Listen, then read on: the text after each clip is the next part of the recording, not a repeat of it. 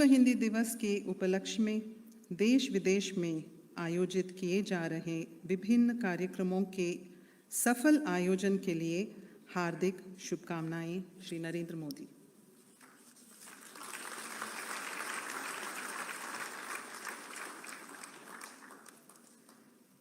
अब अगर आपकी अनुमति हो तो मैं अपनी तरफ से कुछ शब्द बोलना चाहूँगी। जैसे कि आप सब जानते हैं, मैं हाल ही में मॉरिशस आई हूँ और भारतीय दूतावास के बाहर आज का यह विश्व हिंदी दिवस मेरा पहला सार्वजनिक समारोह है। मैं इसे शुभ संकेत मानती हूँ क्योंकि आज हम हिंदी का उत्सव मना रहे हैं। हिंदी एक सुंदर भाषा है, प्राचीन भाषा है, भारत की संस्कृति की संवाहिका है। सच पूछिए तो हिंदी भारत की आत्मा है, अस्मिता है। लेकिन आज का समारोह राजभाषा के रूप में हिंदी का उत्सव मात्र नहीं है। राजभाषा होने के साथ साथ आज हिंदी भारत देश के 1.3 अरब लोग जो 1600 बोलियां बोलते हैं, उन सबको जोड़ने वाली भाषा भी है। मैं मानती हूँ कि ये अपने आप में एक बड़ी उपलब्धि है। अब मुझे ही देखिए, जैसे आपने सुना, मैं आप सब से हिंदी में बोल रही हूँ, जबकि मैं भारत के दक्षिण भाग के कर्नाटक राज्य से हूँ, जहाँ पे हिंदी नहीं बल्कि कन्नड़ा बोली जाती है और अकेले कर्नाटका में 20 अलग अलग कन्नड़ा की विभिन्न बोलियां बोली जाती हैं। इसके बावजूद अधिकांश कन्नडिगा आज हिंदी बोलते हैं क्योंकि हिंदी समस्त भारत के लिए एक संपर्क भाषा बन गई है। मेरा मानना है कि इसमें बॉलीवुड, टेलीविज़न, इंटरनेट और भारत के भीतर बढ़ती हुई अंदरूनी यात्राओं का बड़ा योगदान है। आज हिंदी न केवल भारतीयों को करीब ला रही है, भारत से बाहर बसे भारतीयों को भी आपस में जोड़ रही है और उन्हें अन्य देशों के लोगों से भी जोड़ने में बड़ी महत्वपूर्ण भूमिका निभा रही है। इस बात से तो जैसे आप सभी सहमत होंगे, मैं आप सब से हिंदी में बोल रही हूं। आज हिंदी भाषा भारत और मॉरिशस के लोगों को जोड़ने वाला एक सुदृढ़, मजबूत सेतु बन चुकी है। हमारे दोनों देशों के संबंध केवल राजनीतिक या कूटनीतिक नहीं हैं। हमारे बीच गहरे भावनात्मक संबंध है और हमारे लोगों के बीच एक आत्मीय लगाव है, जिसकी एक महत्वपूर्ण आधारशिला हिंदी है। और इसका एहसास मुझे मॉरिशस में आते ही हो गया था, जब मैंने अपनी गाड़ी में बैठकर रेडियो चलाया और मुझे हिंदी में मॉरिशस के समाचार सुनने को मिले। मुझे ये जानकर आश्चर्य और संतोष हुआ कि टेलीविज़न पर हिंदी और भोजपुरी के विशेष चैनल भी हैं। 9 जनवरी को प्रवासी भारतीय दिवस के अवसर पर जब भारतीय दूतावास में कुछ मॉरिशस वासियों से मेरी बातचीत हुई, तो मुझे ये सुखद आश्चर्य हुआ कि यहाँ पर शुद्ध हिंदी का इतना व्यापक प्रयोग किया जाता है। इसका एक बड़ा कारण ये है कि यहाँ स्कूलों में हिंदी पढ़ाई जाती है।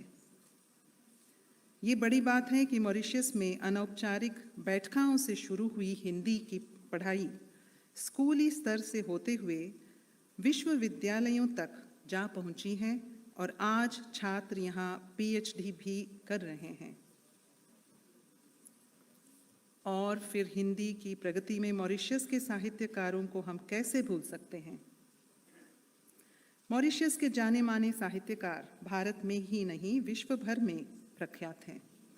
राष्ट्रीय कवि श्री ब्रजेंद्र कुमार मंगर भगत, श्री अजामिल माताबादल, श्री अभिमन्यु अनंत, श्री इंद्रदेव भोला इंद्र, श्री उदय नारायण गंगू, श्री धनराज शंभू, डॉक्टर धर्मवीर घूरा, श्री पूजानंद नेमी, डॉक्टर बीर सेन जागा सिंह, डॉक्टर मुनीश्वर लाल चिंतामणि, श्री मोहन लाल ब्रिजमोहन, श्री रामदेव धुरंधर, श्री राज हीरामन, श्री राजेंद्र अरुण, श्रीमती सुमति बुदन, श्री सूर्य प्रसाद मंगर भगत, श्री प्रहलाद रामसरन, श्री सोमदत्त बखौरी, श्री हीरालाल लीलाधर, श्री हेमराज सुंदर, इतने नाम हैं कि सबके नाम इस मंच से लेना भी संभव नहीं है।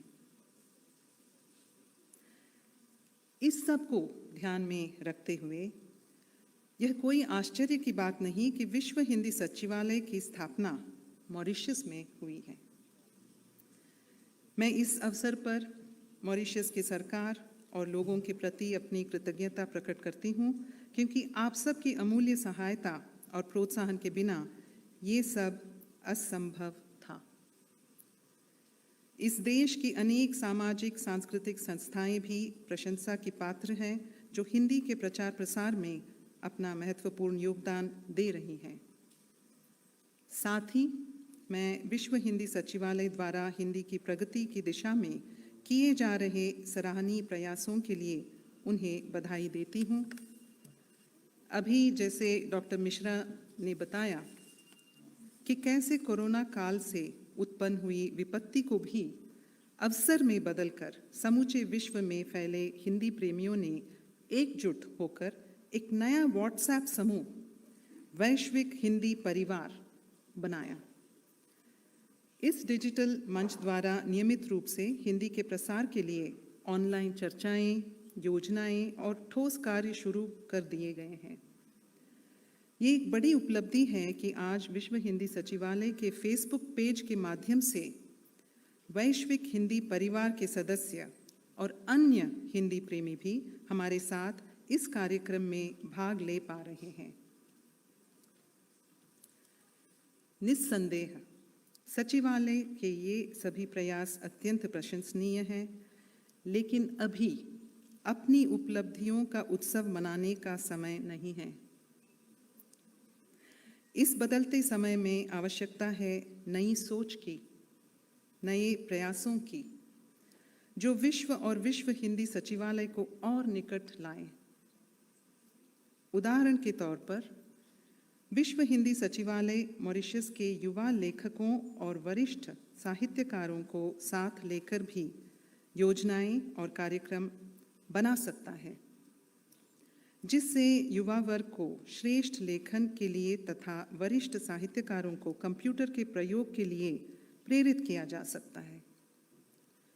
हाल ही की खबर है कि पुणे के श्री अनुराग गौड़ ने ट्विटर की तर्ज पर मूषक नामक सोशल नेटवर्किंग साइट बनाई है। और दिलचस्प बात यह है कि जबकि ट्विटर की शब्द सीमा 140 है, मूषक की 500 है। आज विश्व में 70 करोड़ हिंदी भाषी हैं और हिंदी को विश्व में तीसरी सर्वाधिक बोली जाने वाली भाषा होने का गौरव प्राप्त है। विदेशों में 25 से अधिक पत्र पत्रिकाएं नियमित रूप से हिंदी में प्रकाशित की जा रही हैं।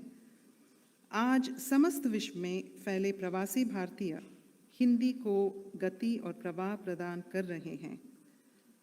वैश्वीकरण के इस युग में हिंदी विश्व रूप लेती जा रही है। हम देख रहे हैं कि कई देशों में घटती जनसंख्या और श्रम शक्ति की कमी भारतीय पूर्ण कर रहे हैं और आने वाले समय में इस प्रवृत्ति के और बढ़ने की संभावना है।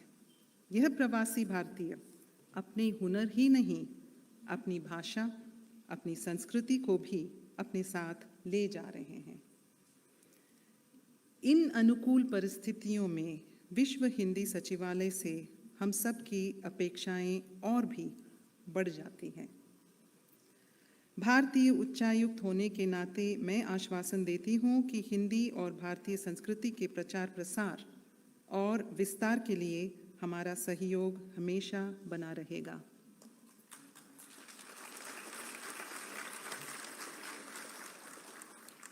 मैंने प्रोफेसर मिश्र जी की बातें बड़ी गौर से सुनी। उनकी संकटों के बारे में भी काफ़ी मुझे पता चला। अकेले रात में सचिवालय बंद करना पड़ रहा है, मैं उनको आश्वासन देती हूँ कि जल्द ही हम बातचीत करेंगे, विस्तार में बात करेंगे कि कैसे भारत सरकार की ओर से आपको मदद मिल सकती है और सचिवालय में आप अकेले आगे से बंद न करें।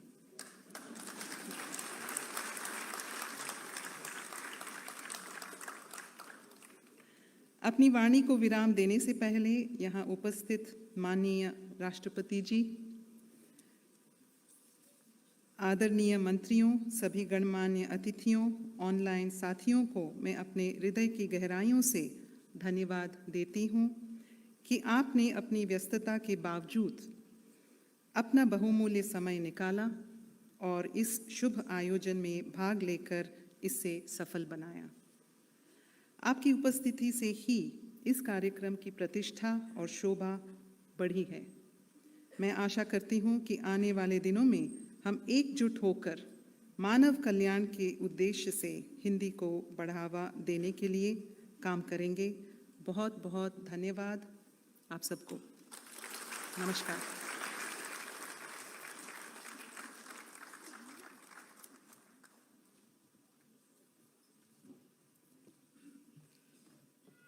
विश्व हिंदी दिवस के व्यावहारिक पक्ष पर प्रकाश डालने के लिए भारतीय उच्चायुक्त महामहिम श्रीमती के नंदिनी सिंगला जी को बारंबार धन्यवाद है। मॉरिशस गणराज्य के राष्ट्रपति महामहिम श्री पृथ्वीराज सिंह रूपन जी GCS के एवं उनकी धर्मपत्नी श्रीमती संयुक्ता रूपन जी हमारे मध्य उपस्थित हो चुके हैं। आप सबसे विनम्र अनुरोध है कि उनके सम्मान में खड़े होने की कृपा करें।